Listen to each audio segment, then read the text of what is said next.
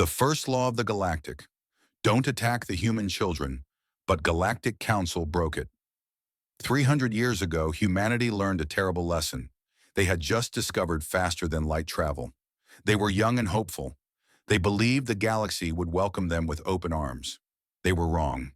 The Korvax Empire saw humanity as a threat, not because humans were powerful, but because they bred quickly and spread faster. The Korvax decided to end the human problem before it could begin. They attacked a colony ship called the Morning Star. It carried 12,000 humans. 4,000 of them were children. The Korvax did not just destroy the ship. They boarded it first. They recorded everything. They sent the recordings to Earth as a warning. Stay in your solar system, they said, or we will do this to all of you. The humans watched the recordings. They saw what the Korvax did to their children. They did not respond with words. They did not send diplomats or threats. They simply went quiet. For 3 months, Earth said nothing. The Korvax believed they had won. They celebrated their victory over the primitive mammals. They made jokes about human weakness. They returned to their normal lives. Then the humans came. No one knows exactly how many ships humanity sent. The records from that time are incomplete. Some say it was hundreds, others say thousands. What everyone agrees on is what happened next. The Korvax Empire, which had stood for 6,000 years, fell in 18 months. Not defeated, not conquered, erased. The humans did not stop there. 2 other empires had supported the Korvax attack. They had provided ships and weapons. They had laughed at the recordings. The humans visited them next. When it was over, 3 major powers had ceased to exist. Dozens of worlds lay empty. Entire species survived only because they surrendered completely and begged for mercy. The galaxy looked at humanity with new eyes. These were not weak mammals. These were something else entirely. The survivors gathered and created the Galactic Council. They wrote 12 laws that all species must follow.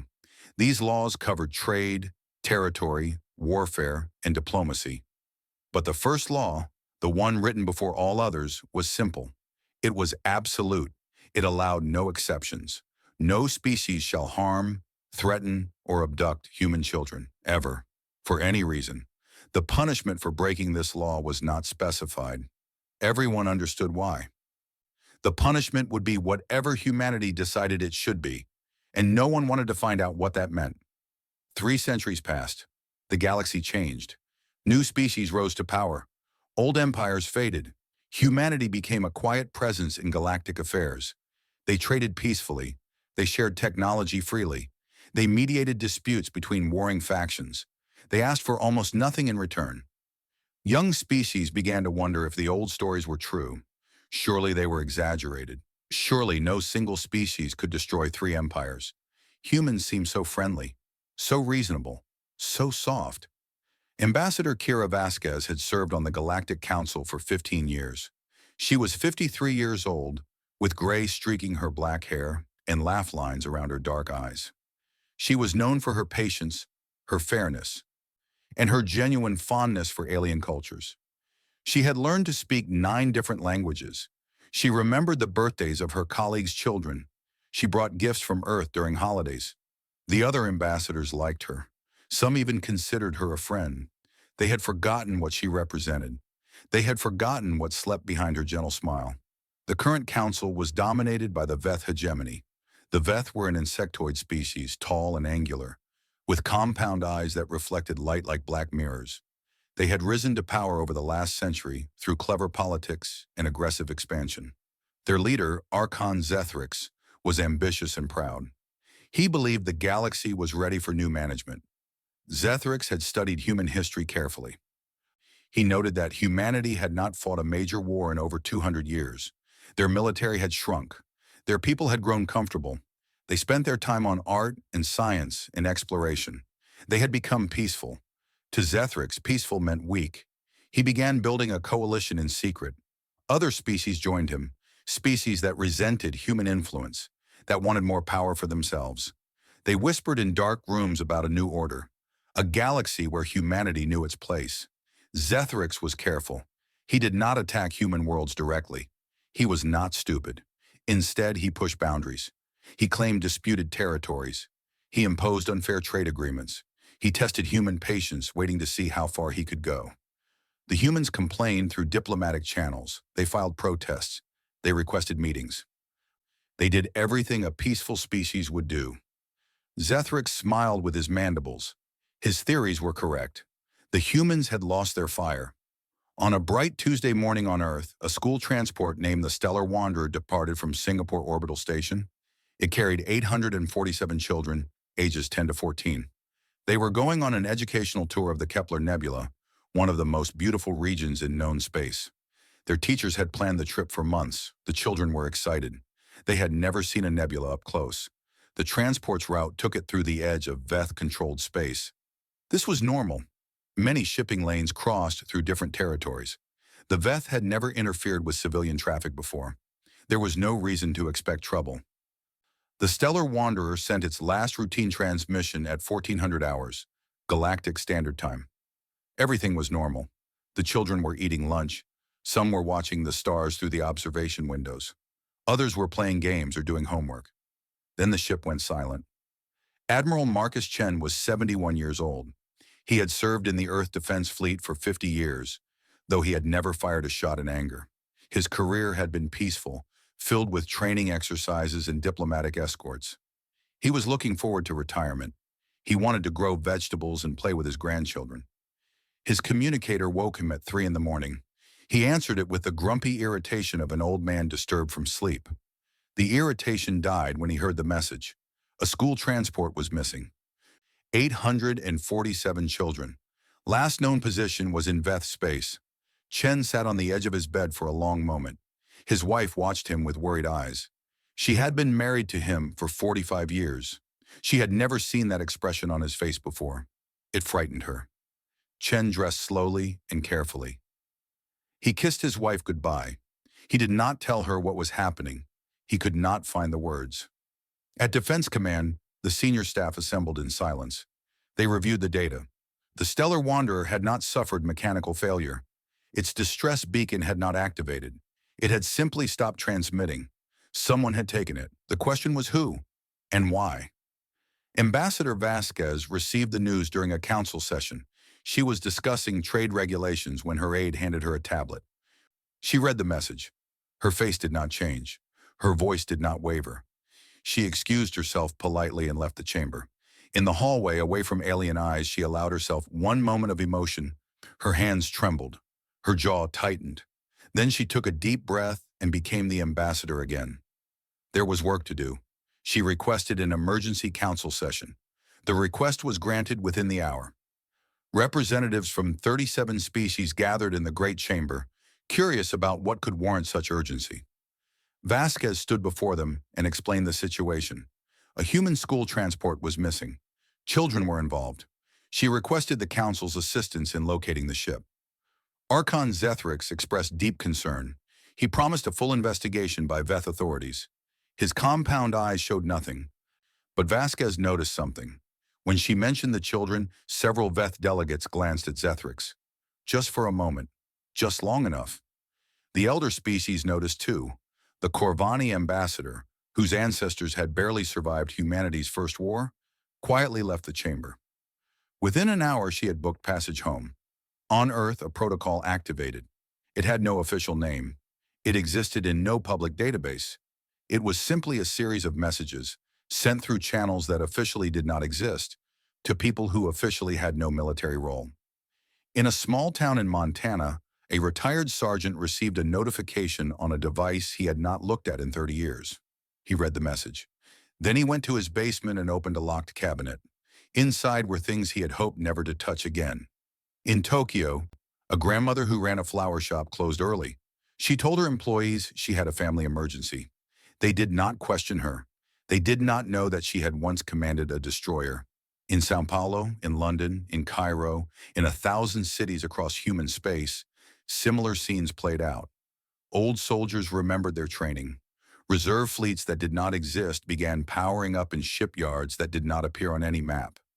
Admiral Chen watched the reports come in. Resources were being mobilized. Assets were being positioned. Humanity was waking up. He prayed they were wrong. He prayed the children were safe. He prayed this was all a misunderstanding. But deep in his bones, in the place where instinct lived, he knew the truth. Someone had taken human children. Someone had broken the first law. And humanity was about to remind the galaxy why that law existed. The stellar wanderer drifted in the cold darkness of space. Its engines were dead. Its lights were dim.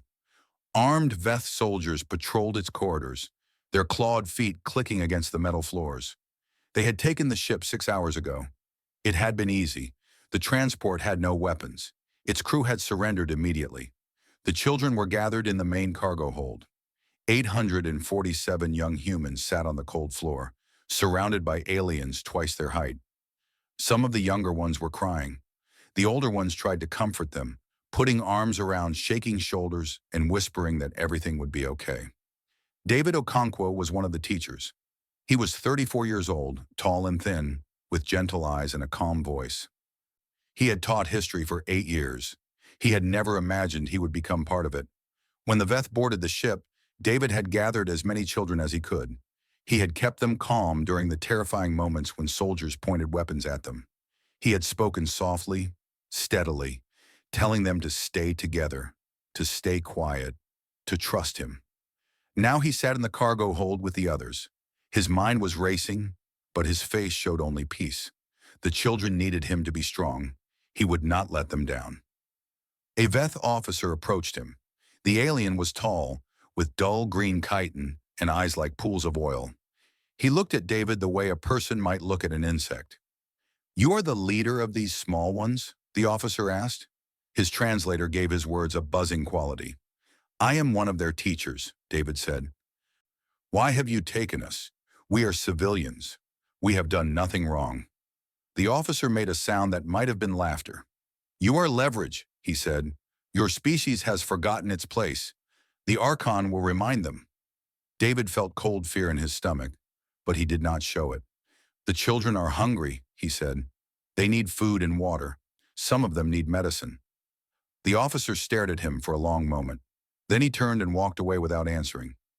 David looked at the children around him. Their eyes were wide and scared. He forced himself to smile. "Who wants to hear a story?" and he asked. "I know some good ones about Earth." Hands went up. Small voices asked for stories about oceans and mountains and animals. David began to speak, his voice carrying across the hold, giving the children something to focus on besides their fear. In a corner of the hold, a young Veth scientist watched with curious eyes. Her name was Thesic. She was small for her species, with pale blue chitin and delicate antennae. She had been assigned to study the human children, to learn about their biology and behavior. The Archon believed such knowledge would be useful. Thesic had read files about humans.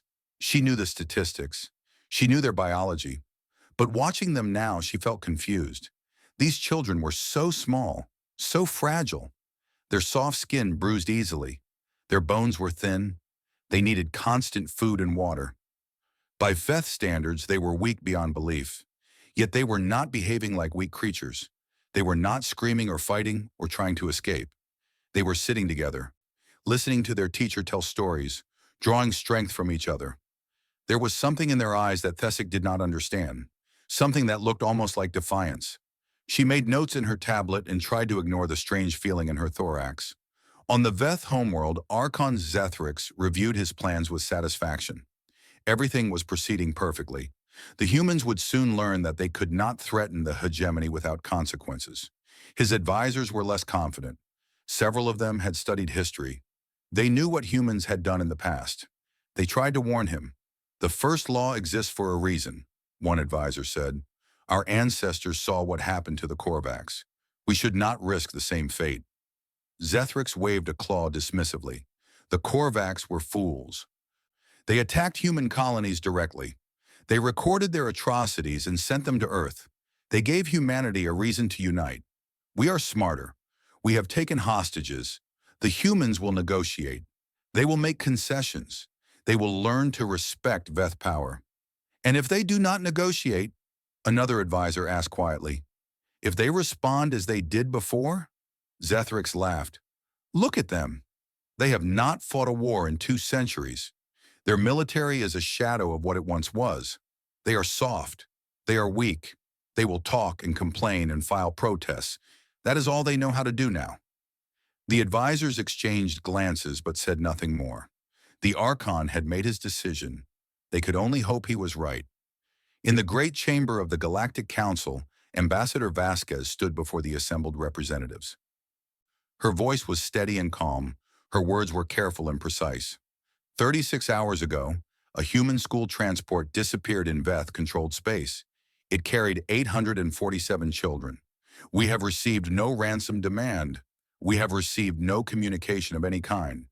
We are asking the Council to assist in locating these children and ensuring their safe return. Archon Zethryx rose to respond. His voice dripped with false concern. The hegemony is deeply troubled by this incident. We have launched a full investigation. Our patrol ships are searching the area where the transport disappeared.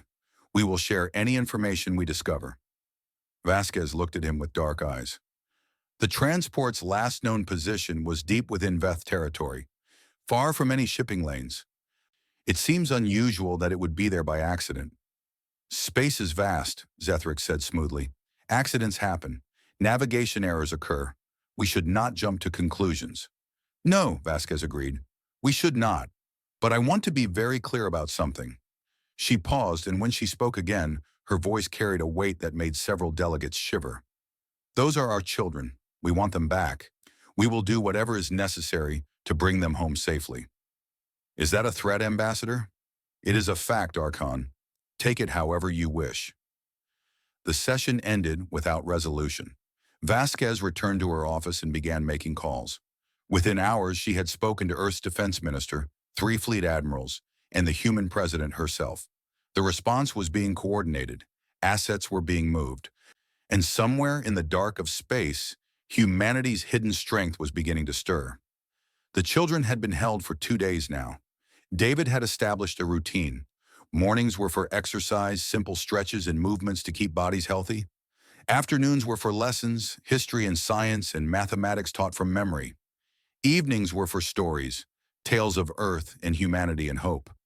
The Veth guards watched with confusion. These prisoners did not act like prisoners. They did not wail or beg or cower. They formed lines for food distribution. They took care of each other. The older children helped the younger ones. The teachers maintained discipline without raising their voices. One guard approached David during an exercise session. "Why do you do this?" the guard asked. "You are captives. You may die here. Why do you pretend everything is normal?" David considered the question carefully. "Because these children need structure. They need to feel safe. If I show fear, they will feel fear. If I show hope, they will feel hope. My job is to protect them, not just their bodies, but their spirits too." The guard tilted his head. "You cannot protect them. You have no weapons. You have no power." "I have this," David said, placing a hand over his heart. "And that is more powerful than you understand." The guard walked away, troubled by words he could not comprehend. Thessic continued her observations. Each day she found herself more fascinated by the humans. They were not like any species she had studied. They should have broken by now. They should have been fighting each other for food, for space, for survival. Instead, they grew closer. They sang songs together. They played games. They laughed, even here, even now. She began bringing them small things, extra food, warmer blankets, medicine for the sick children. She told herself it was for her research. She told herself she was maintaining her subjects in good condition. She did not admit, even to herself, that she was beginning to care. David noticed her kindness. He did not thank her with words. That would have put her in danger. But he nodded to her when their eyes met. A small acknowledgement, a recognition of her choice. On Earth, the silent mobilization continued. Ships emerged from hidden bases in asteroid fields and empty moons. Veterans left their civilian lives without explanation. Factories that had been dormant for decades suddenly hummed with activity. Admiral Chen watched the fleet grow. It was already larger than anything the galaxy had seen in 3 centuries, and it was still growing. "How many ships do we have now?" he asked his aide. 4,000 combat vessels, sir, plus support ships and carriers. More are arriving every hour." Chen nodded slowly. "And the Veth fleet?" Approximately 800 ships total, perhaps 600 combat-ready. The numbers were overwhelming. Humanity could crush the Veth without breaking a sweat. But that was not the point. The point was the children. The point was bringing them home. "Have we confirmed their location?" Chen asked. "Yes, sir. Intelligence has identified the facility where they are being held. It is on the third moon of Vethra Prime." Chen studied the tactical display. The facility was well defended. Any assault would risk the hostages. They needed to be careful. They needed to be precise. They needed to be human. "Begin moving the fleet into position," Chen ordered. "No aggression yet. No weapons fire. I want them to see us coming. I want them to understand what is about to happen." "And if they harm the children?" Chen's eyes went cold. In that moment, he did not look like a grandfather who grew vegetables. He looked like something ancient and terrible. "Then we will teach them why the first law was written." The galaxy had never seen anything like it. Ships poured out of human space in numbers that defied belief. They came from everywhere, from hidden bases in asteroid fields, from secret shipyards in empty systems, from places that had been dark and silent for centuries. 4,000 ships became 6,000. 6,000 became 10,000. The fleet stretched across space like a river of steel, flowing toward Veth territory with terrible purpose. No one had known. No one had even suspected.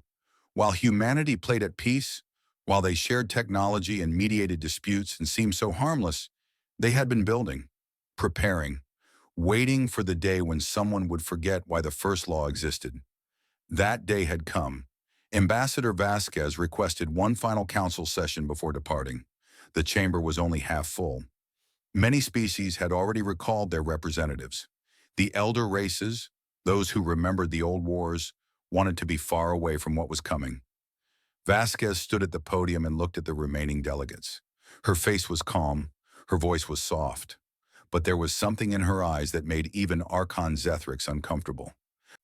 3 centuries ago, humanity entered this galaxy with hope in our hearts. We wanted friends. We wanted to learn. We wanted to share what we knew. We found enemies instead. We found species who saw our children as targets. We found cruelty beyond imagination. She paused, letting the words sink in. We responded. We had no choice. And when it was over, we helped build this council. We helped write the 12 laws.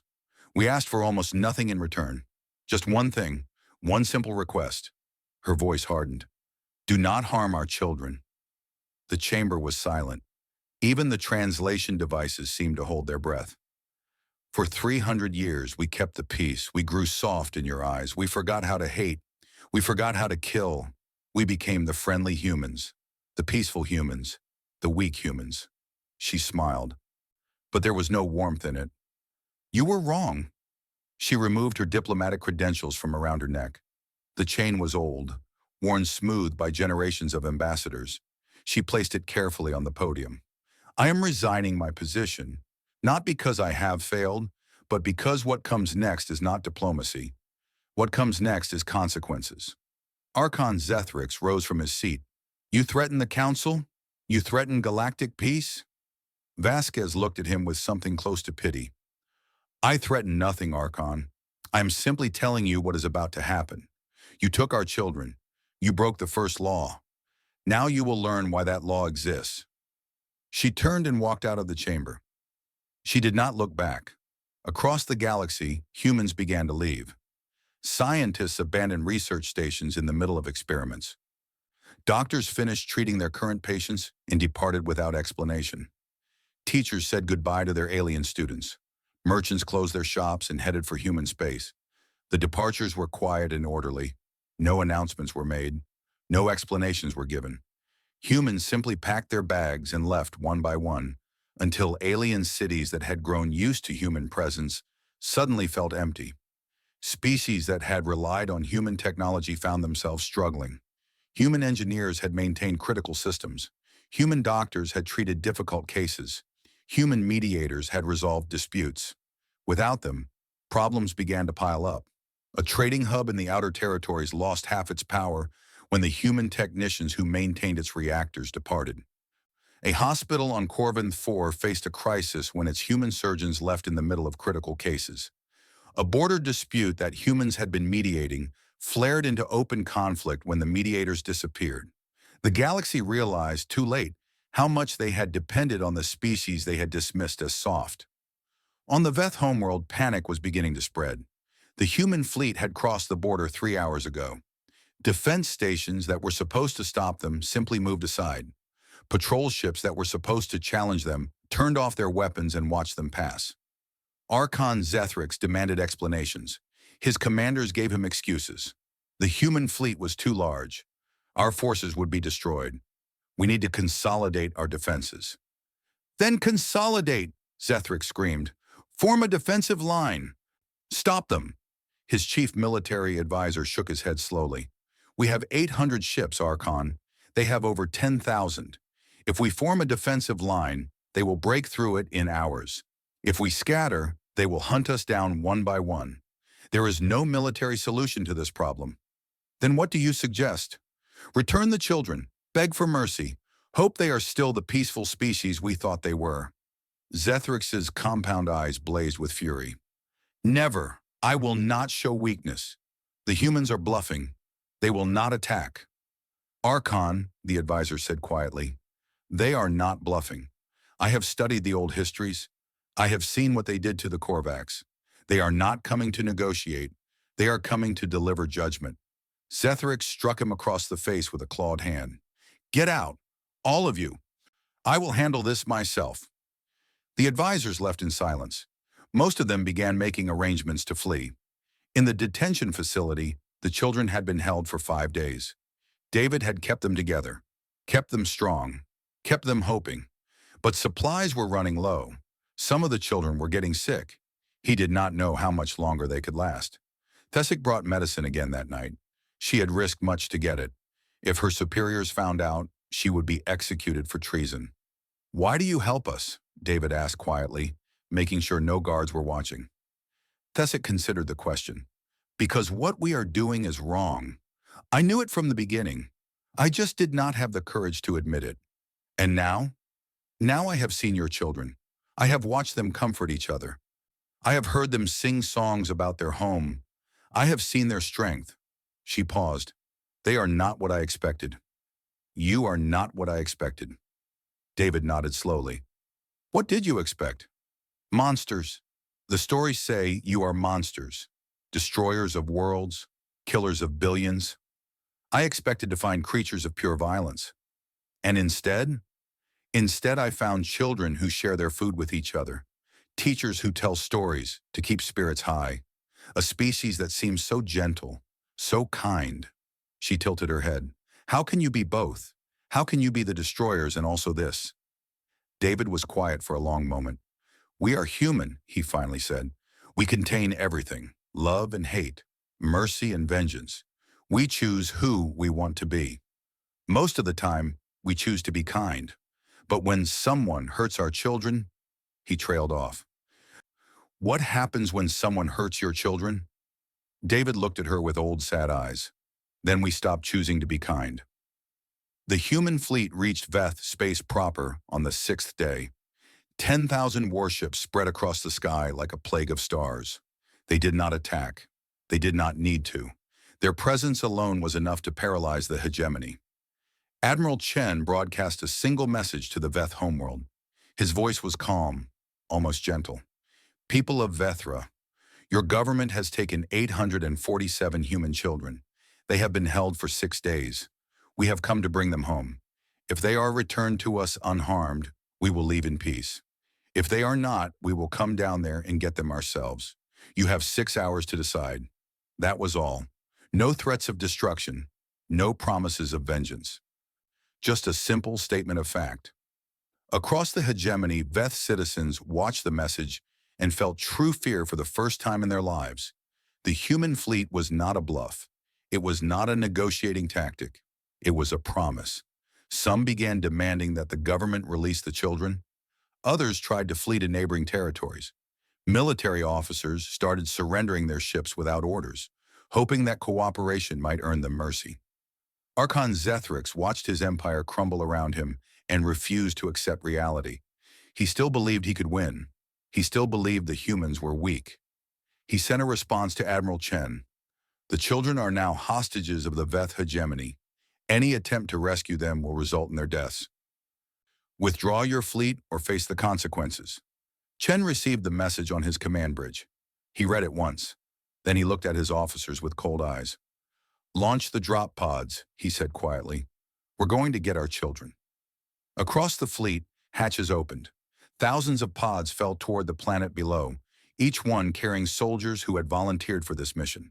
They knew they might die. They did not care. Human children were waiting.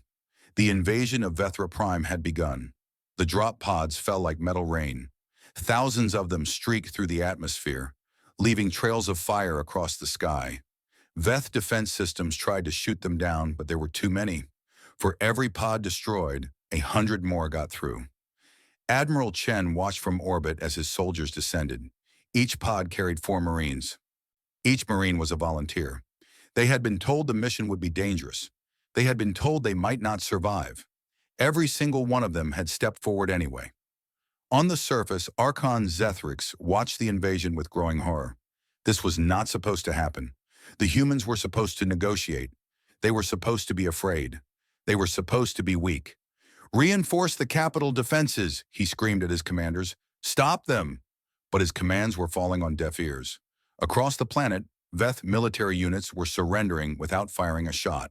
Soldiers threw down their weapons and walked toward human positions with their claws raised. Officers broadcast messages of cooperation, hoping to earn mercy for themselves and their families. The Veth military was not collapsing because it was defeated. It was collapsing because its soldiers had read history. They knew what humans did to those who stood between them and their children. They wanted no part of it. In the detention facility, alarms were blaring. Thesic watched as Veth guards ran through the corridors in panic. Some were heading to defensive positions. Others were simply running away. A group of soldiers loyal to the Archon pushed into the holding area. Their leader, a captain with scarred chitin and cold eyes, pointed at David. We are moving the hostages. The Archon needs leverage. David stood slowly. His body was tired and weak from days of captivity, but his voice was steady. The children stay here. They are not going anywhere with you. The captain laughed. You have no weapons. You have no power. You are nothing. I am their teacher. I am responsible for their safety. You will have to kill me to get to them. The captain raised his weapon. That can be arranged. Thesic moved without thinking. She stepped between the weapon and David, her small body blocking the line of fire. Captain, stop. This is wrong. Everything about this is wrong. Get out of the way, scientist. This is not your concern. It is my concern. These are children. They have done nothing wrong. We have no right to use them as shields. The captain's eyes narrowed. You are a traitor. Maybe, but I would rather be a traitor than a child killer. The captain aimed his weapon at her. His claw tightened on the trigger. A shot rang out. The captain fell. Behind him, a Veth sergeant lowered his weapon with shaking claws. She is right, the sergeant said quietly. Enough is enough. Other guards began turning on the loyalists. A firefight erupted in the corridor. Thesic grabbed David and pulled him behind cover. Around them, Veth soldiers fought each other, some trying to protect the children, others trying to take them. David gathered the children in the center of the holding area. He made them get down, made them cover their heads. He positioned himself and the other teachers as shields, ready to take bullets meant for their students. The fighting was brief but brutal. When it ended, the loyalists were dead or captured. The facility was in the hands of Veth, who had chosen mercy over orders. Thesic was wounded. A shot had caught her in the side and blue blood was seeping through her chitin. David knelt beside her and pressed cloth against the wound. Why? He asked. You could have stayed silent. You could have lived. Thesic's compound eyes flickered. Because some things matter more than living. You taught me that. Above them, the ceiling shook. Dust fell from the rafters. Something was cutting through the metal. The children looked up with wide eyes.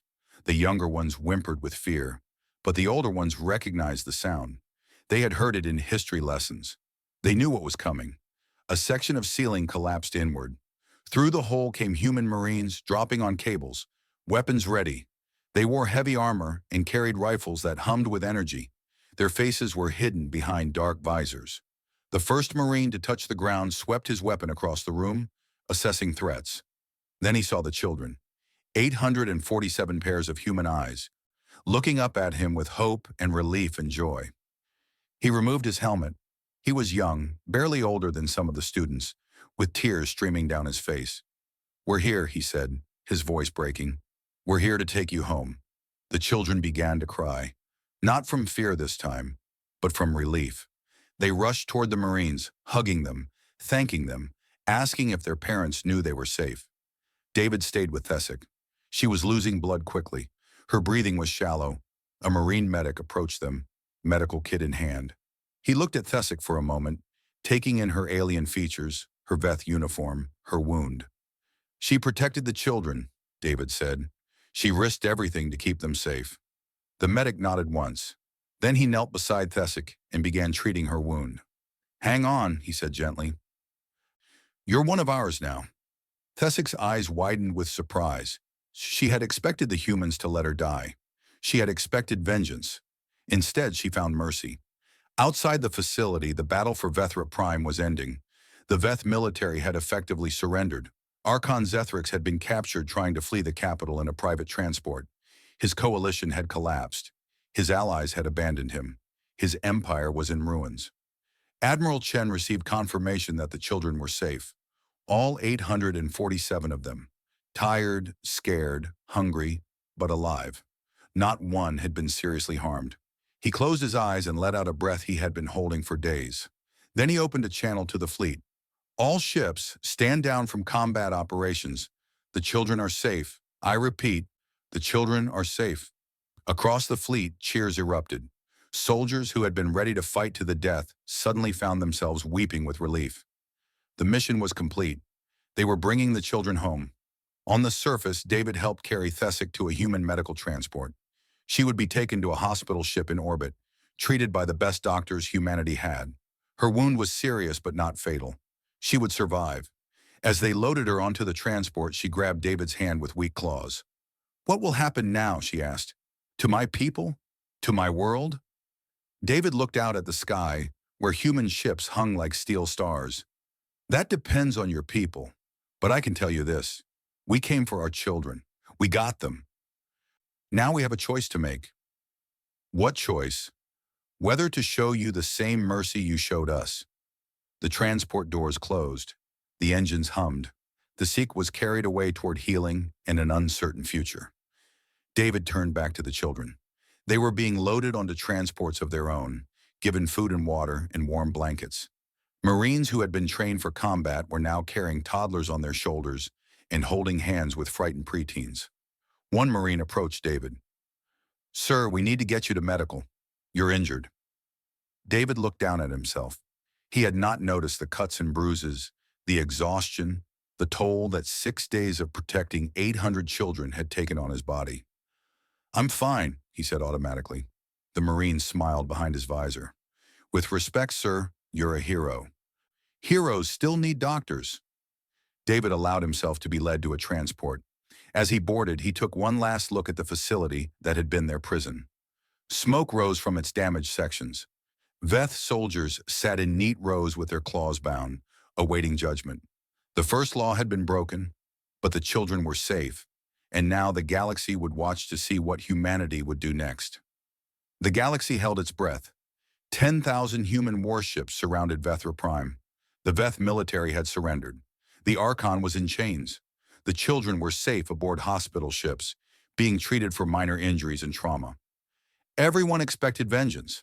Every species that had ever studied history knew what humans had done to the Korvax. They had erased an entire empire from existence. They had left worlds empty and silent. They had shown no mercy. Now they had even more reason for anger. Someone had touched their children. Someone had broken the sacred law. Surely they would burn Vethra Prime to ash. Surely they would hunt down everyone who had participated in the kidnapping. Surely they would teach the galaxy a lesson written in fire and blood. They were wrong. Admiral Chen addressed the Galactic Council from orbit over Vethra Prime. His message was broadcast to every inhabited world, translated into 1,000 languages. watched by trillions of sentient beings. 6 days ago, Archon Zethryx of the Veth hegemony ordered the capture of a human school transport. 847 children were taken hostage. They were held in a detention facility on Vethra Prime. They were threatened with death. Today, those children are safe. They are on their way home to their families. Not one of them was seriously harmed. The Veth military has surrendered. Archon Zethryx and his co-conspirators are in our custody. We have the power to do whatever we want with them. We have the power to do whatever we want with this entire planet. He paused, letting the weight of his words sink in. We choose mercy. The galaxy reacted with shock. Surely they had misheard. Surely the translation was wrong. Humans? Showing mercy? After someone had taken their children? Chen continued. Archon Zethryx will face trial before an international court. He will have legal representation. He will be allowed to defend himself. The evidence against him will be presented publicly. If convicted, he will be sentenced according to law, not vengeance. The Veth people will not be punished for the crimes of their leader. We will withdraw our fleet once the trial is concluded. We will resume normal diplomatic and trade relations. We will not demand reparations or territory. We have the power to destroy. We have always had that power. But power without restraint is not strength. It is simply violence. True strength is the ability to destroy and the wisdom to choose not to. He looked directly into the camera, his old eyes filled with something that might have been sorrow. 300 years ago, we lost ourselves in vengeance. We destroyed 3 empires. We killed billions. We taught the galaxy to fear us. But fear is not respect. Fear is not peace. Fear is just fear. Today, we make a different choice. We choose to be better than our worst moments. We choose to show the galaxy that humanity is more than just a weapon.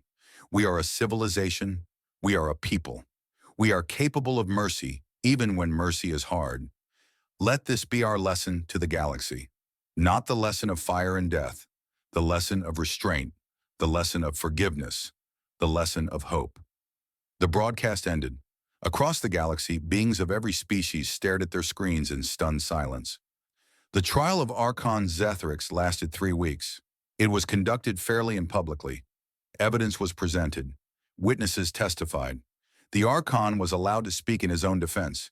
The evidence was overwhelming. Zethryx had personally ordered the kidnapping. He had planned to use the children as leverage to force human concessions. He had threatened to kill them when the rescue began. His guilt was beyond question. He was sentenced to imprisonment for the remainder of his natural life. Not death, not torture. Just a cell on a remote asteroid where he would spend his remaining centuries watching the galaxy thrive without him. Some humans were unhappy with the verdict. They wanted blood. They wanted vengeance. They felt that imprisonment was too light a punishment for threatening their children. But most understood the choice their leaders had made. Killing Zethryx would have been easy. It would have felt good. It would have satisfied the ancient anger that lived in human hearts. But it would not have brought back the children who had been scared. It would not have healed the trauma they had experienced.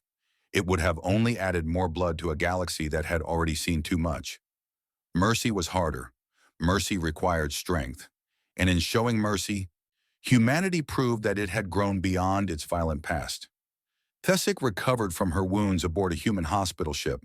The doctors treated her with the same care they showed human patients. Nurses checked on her regularly. Other patients, once they learned her story, stopped by to thank her for protecting the children. She had expected hatred. She had expected to be treated as an enemy. Instead, she found kindness. When she was well enough to travel, she was offered a choice. She could stay in human space, where she would be protected and honored, or she could return to her people and try to build bridges between their species. She chose to go home. Ambassador Vasquez met with her before she departed.